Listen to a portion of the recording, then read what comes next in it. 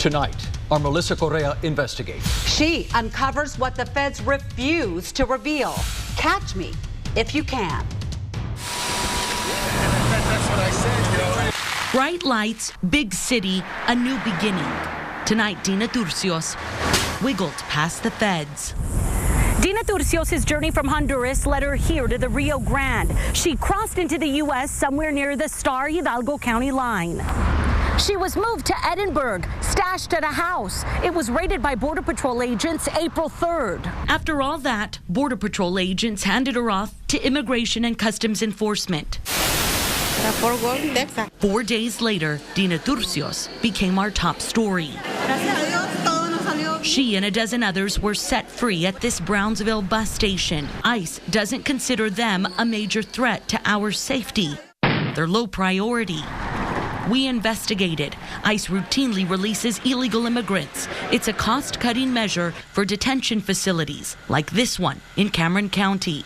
Those set free can't commit crimes. They must give ICE an accurate address and report to a deportation officer.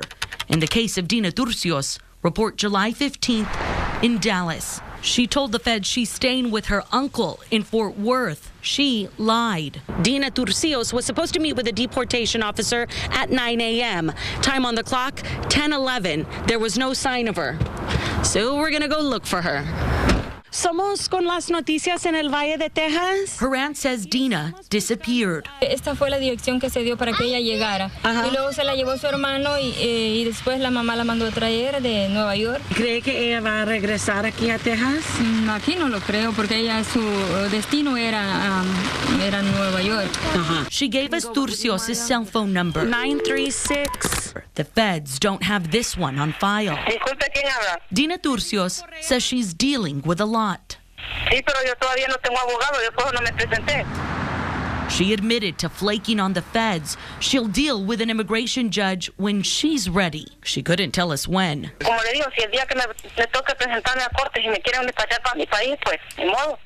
A judge can order her to be deported, but ICE would have to hunt her down to send her home. Are agents even looking?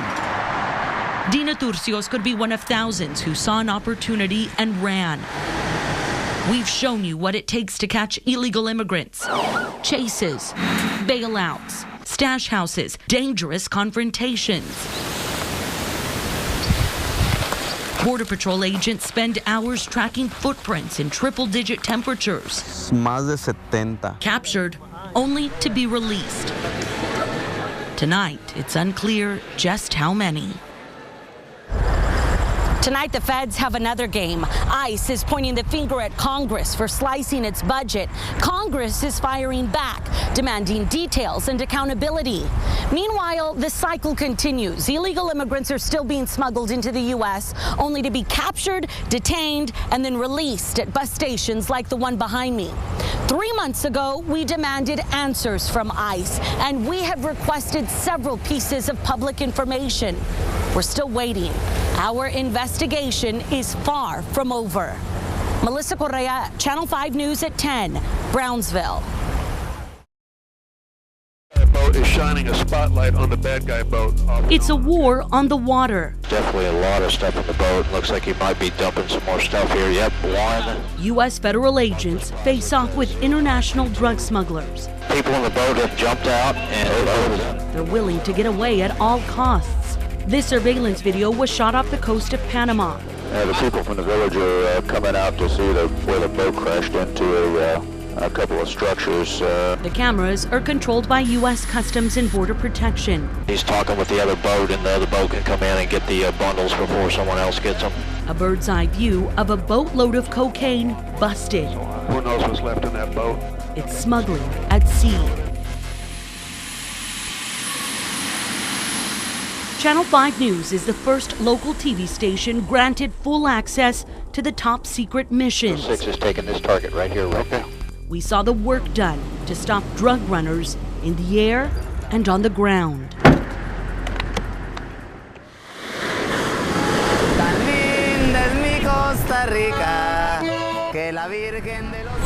We followed the feds to Costa Rica. we tracked down agents from South Texas working in Central America. They're building a border patrol from the ground up. Costa Rica has no military, no federal police, and open borders. We are just scraping the top right now. A few years ago, Mexican and Colombian cartels moved in and took over. They use this country as a point of transportation. It's open borders, no checkpoints, no anything. You can easily bring the drugs, contraband, narcotics, what have you, into the country, stage them, and then head up north. Jaime Fierro, a U.S. Border Patrol agent, says drugs busted here will make a big difference in the valley. Obviously, we want to put the right person in place and avoid the corruption, per se. Train them correctly, and then build the foundation from there. Luz. The foundation is built at this training facility. The things we saw mirror tactics used by Valley Border Patrol agents. Relación estratégica de países amigos con problemas comunes y soluciones comunes. On this day, cadets learned how to run a checkpoint. The goal? Chase down cocaine, the drug of choice for smugglers. Large-scale bales are packed with the purest coke. It's first moved from Colombia to Costa Rica by plane, boat, or semi-submersible. The cocaine is diluted and repackaged before it's moved to Mexico.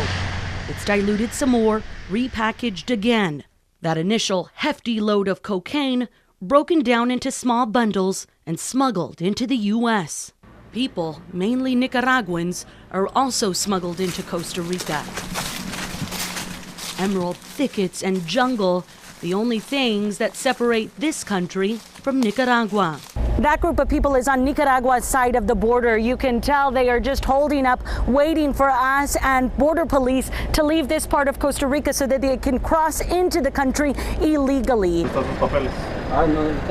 We were there when this pair, armed with a machete, was caught along the northern border. Authorities say Nicaraguans carry the sharp blade as protection against border bandits. Creo que cada día está más peor Nicaragua. Cuesta 1,000 y la pequeña 500. Sylvia Flores legally moved from Nicaragua to Costa Rica 2 decades ago. Los pobres y los ricos, nada más. No hay intermedio, porque el que tiene dinero explota al pobre. She can see people sneak into the country from her store. It's about a quarter mile from the border. A solo que la policía los atrape, pues los vuelve a deportar y se vuelven a pasar, porque eso es un problema, digamos, de todos los días. Flores suspects this busload of deported Nicaraguans will probably try again. A battle for the border when resources are limited. Right now, 200 agents patrol the 186-mile northern border. We are going to probably see things that they didn't know existed. The smuggling routes, the smuggling techniques. Agents just raided this remote helipad stocked with sapphire barrels of jet fuel. Rookie agents spotted cocaine hidden inside vehicles. Signs of progress made along the northern border, though the southern border with Panama is wide open. No patrols, no barriers. More border agents are needed. And Costa Rica doesn't have the manpower to cover its coast. On top of what appears to be 2 launches heading basically... Though the coast isn't clear. Chasing cocaine continues on the water. These U.S. agents are our first line of defense. What they find could make all the difference to agents on the ground in the valley. We fly with the feds, coming up on Channel 5 News at 10:30. And as more illegal immigrants are caught, more of them are continued to be released. Tonight we have new details on a Channel 5 News investigation. This time it's mothers and their children. A year ago, it was anyone considered a low threat to national security. Our Melissa Correa continues to track down the illegal immigrants captured and released. Mel, what did you learn? Well, Letty, we knew something was up. Friday, Border Patrol confirmed a spike in activity to the point they've called in for more agents. The feds also said some illegals are being moved to other areas for processing and removal. Well, yesterday we saw this, more than a dozen women and children at a Harlingen bus station. All that work by Border Patrol, all those added resources brought in to catch illegal immigrants, only to let them go.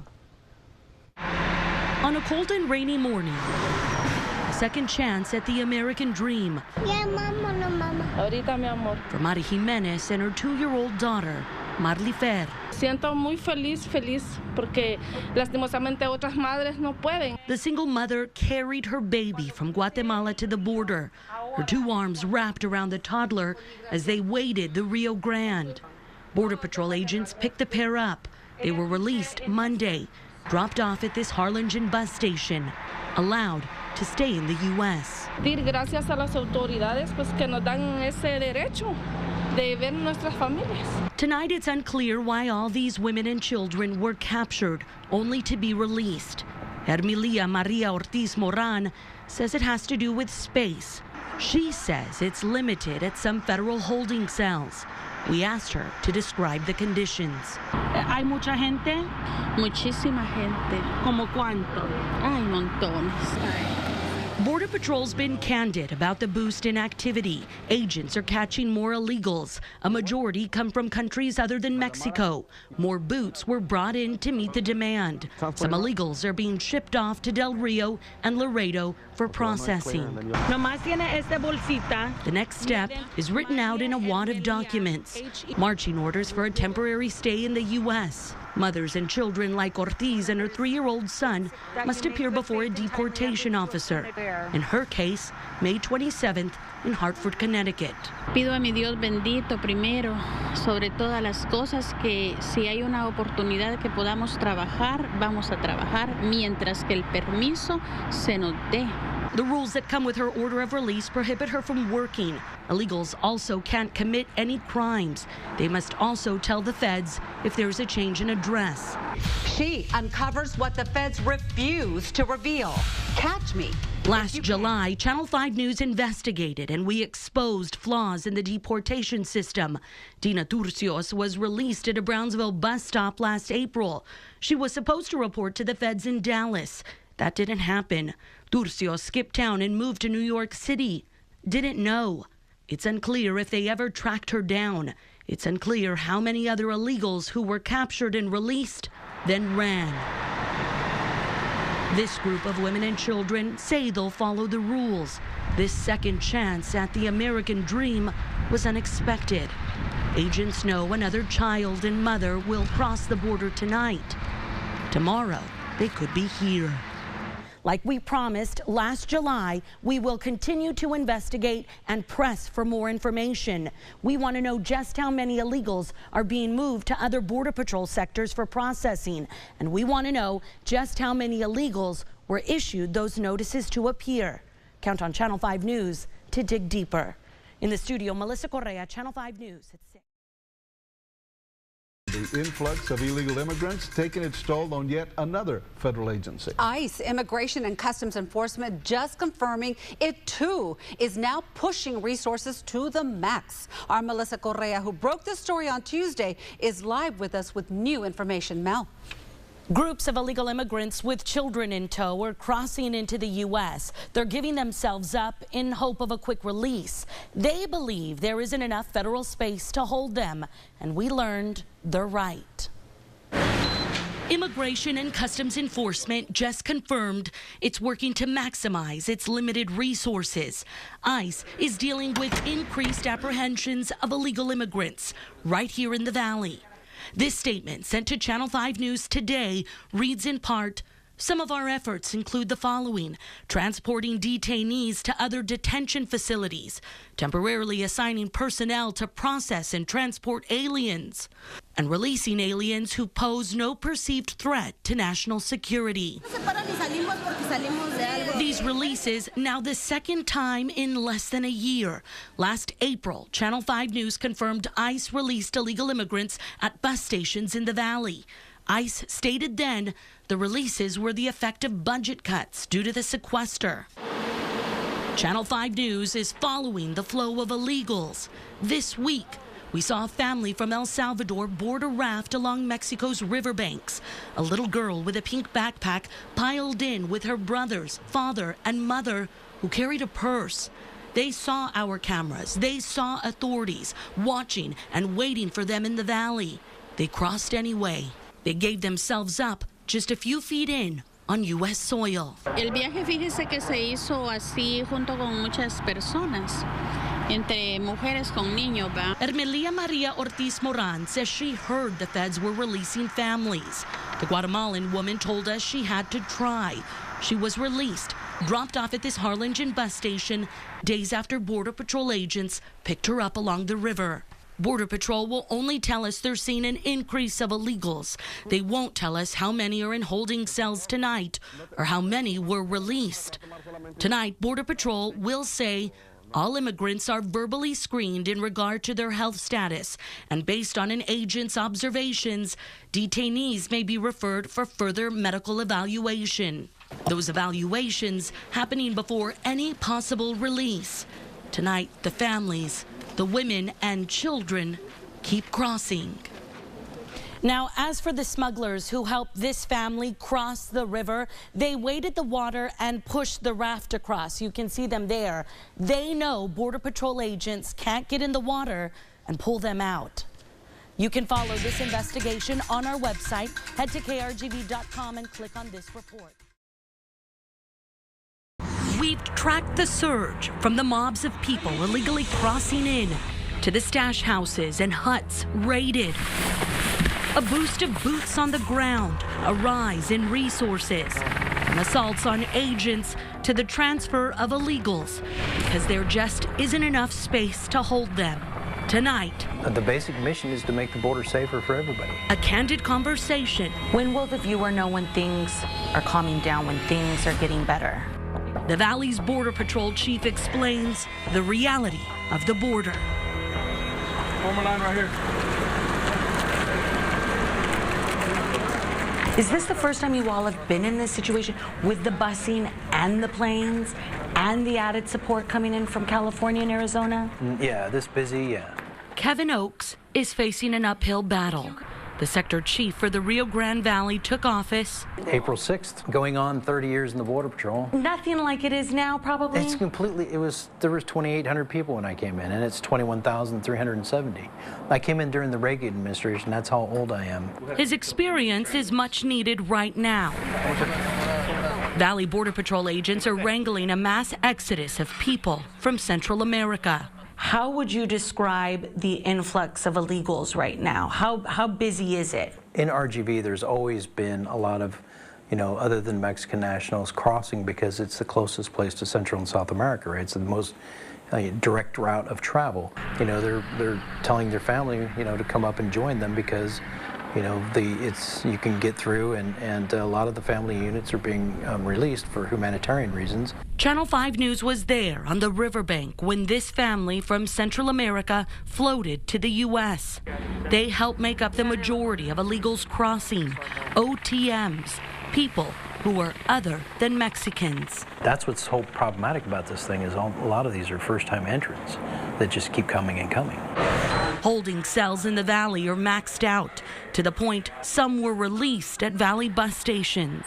Allowed to travel across the U.S., told to report to an immigration officer at a later date. These releases weren't enough. Buses of illegals were shipped to other points along the border.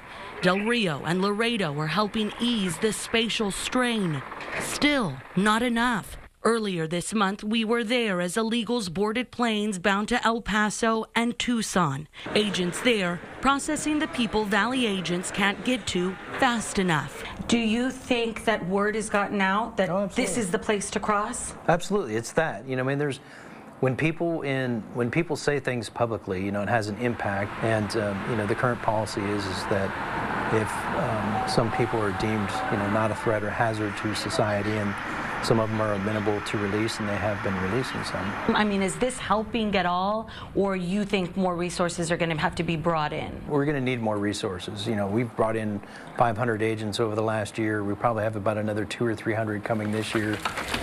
More manpower coming soon. Just months after Congress limited the Border Patrol's budget. Yeah, just wait for them there. In the last year, we've reported on cuts to fuel purchases and limited overtime for agents. Yeah, it's hard work, and it gets really frustrating. Politics you know, there's all kinds of influential factors, but at the end of the day, you know, it's the esprit de corps of the Border Patrol agent. You know, it's our legacy, it's our doctrine, it's how we think and feel about our country and community that keeps driving these guys every day, despite the odds. Right now, the odds are against them. Amongst all the tired people that are leaving their countries for a better way of life, then you have the cartels involved. You have people shooting at them. You have people fighting with them, you know, and so in one instance, you know, you're saving a baby's life, and then, you know, just a few seconds later, you're dealing with somebody that's out to do you harm. Have you all had to adjust the way you react to make sure that everyone across the board is safe? In terms of tactics and what we're doing, you know, the agents are working a lot smarter. You know, we're putting out two-man patrols. You know, we're utilizing less lethal equipment, and you know, we have the capability of disabling vehicles before they get up and start running fast. Because you know, that's what really keeps us up at night and worries us, is these failure to yields. Because you just hate to see people get injured, and because it could take a whole community. Oh God, yeah, God forbid, yeah. When will the viewer know when things are calming down, when things are getting better? I don't know. I mean, you know, this whole border is, I don't think it's ever going to be, you know, perfect. We're going to get to a level of security that everybody's going to be comfortable with, and we hope that's, you know, soon. There's no way he can forecast the future. But the human factor behind this is tragic, because all these guys and gals that work out there all have families. I mean, when you see all these children, it just kills you. It's just it's terrible. And I mean, it's almost a humanitarian disaster. Tonight, the reality is people will continue to cross. Criminals, men, women, families, and children who oftentimes make the journey alone. It's the reality of the border. Tonight, we're joining you from the Rio Grande with a look back at everything that's happened along the river. According to Border Patrol agents, back in the late 1980s, the valley first was hit with a major wave of OTMs. Then at some point in the 1990s, Border Patrol agents apprehended 250,000 illegal immigrants in 1 year alone. And according to Chief Oakes, this recent rash of illegal crossings picked up in 2011 and has yet to let up. I'm Melissa Correa, Channel 5 News at 10, Mission.